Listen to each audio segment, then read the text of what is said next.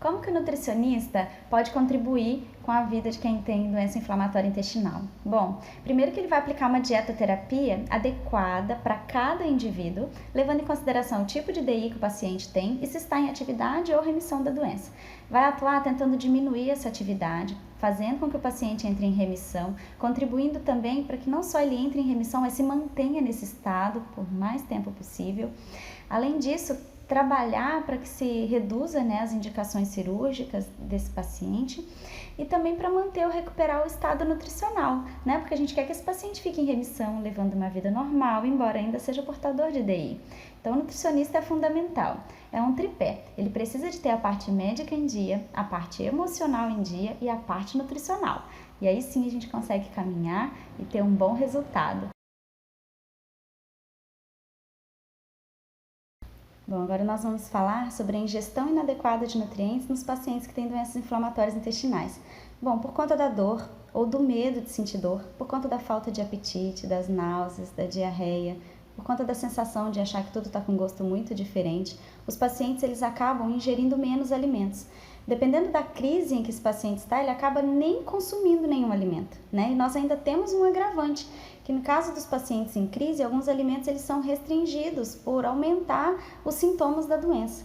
Então isso é muito sério, porque o paciente ele precisa se alimentar bem, porque ele depende desses nutrientes para conseguir sair da crise e alcançar a tão sonhada remissão. Então nós temos estratégias nutricionais para fazer com que esse paciente ele consiga se alimentar melhor e alcance então essa remissão. Bom, além da ingestão inadequada de nutrientes que eu já falei no vídeo anterior, é preciso a gente considerar também que o paciente, quando ele tem uma doença inflamatória intestinal, principalmente quando ele está em atividade dessa doença, ele tem um aumento muito significativo da necessidade de nutrientes, porque ele pode ter episódios de febre que vão demandar muita energia, assim como a formação de pus, quadros de infecção. Então, além de ingerir menos alimentos, esses pacientes gastam muito mais energia, ou seja, eles precisam se alimentar muito bem até para ter um aporte para toda essa demanda de energia que ele gasta para se tratar da febre, dos quadros de infecção.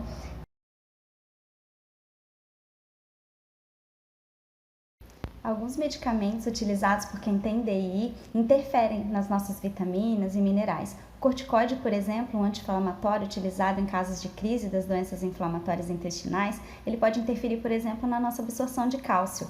A sulfasalazina, um antimicrobiano também muito utilizado em quem tem doença inflamatória intestinal, pode interferir, por exemplo, no nosso folato, que é um tipo de vitamina B, a nossa vitamina B9. O folato, ele está ligado com os nossos glóbulos vermelhos saudáveis. Essa redução de folato causado pela sulfasalazina pode levar o paciente a um quadro de anemia ou um agravamento daquele quadro de fadiga já tão divulgado e sabido entre os pacientes que têm doenças inflamatórias intestinais. Sem falar que a redução de folato também já está ligada a um aumento de risco de se desenvolver câncer, AVC, doenças cardíacas. Por isso a nutrição é tão importante na vida de quem tem DI. Você sabia que alguns alimentos têm ação inflamatória e outros têm ação anti-inflamatória no nosso corpo? Pois é, e eles fazem a diferença na vida de quem tem DI. Bom, alguns alimentos inflamatórios, como os alimentos embutidos, a carne de gado, o leite com lactose, podem exacerbar os sintomas de uma crise da DI. Já alguns alimentos que têm ação anti-inflamatória, como o azeite de oliva, o alho, a cúrcuma, a abóbora, a batata doce, esses alimentos eles podem auxiliar o paciente a diminuir os sintomas da doença. Bom, é muito importante que esse acompanhamento seja feito por um nutricionista, porque cada paciente pode ou não reagir bem a algum alimento. De qualquer forma, a gente já tem um norte anti-inflamatório para seguir na alimentação.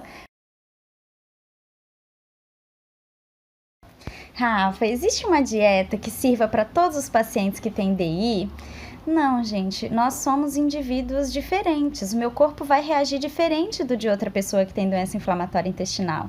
É muito importante, por isso, avaliar o contexto, com quem essa pessoa mora, se as pessoas que convivem com esse paciente contribuem mais para o estado de remissão ou de crise, se o trabalho dele é estressante, se ele mesmo que faz a própria comida. A gente precisa avaliar tudo isso, se ele bebe, se ele fuma, né, como que está o emocional.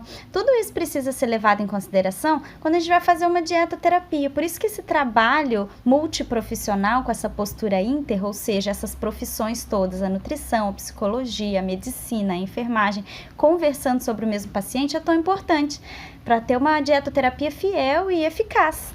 Meu nome é Rafaela Dili e eu sou nutricionista.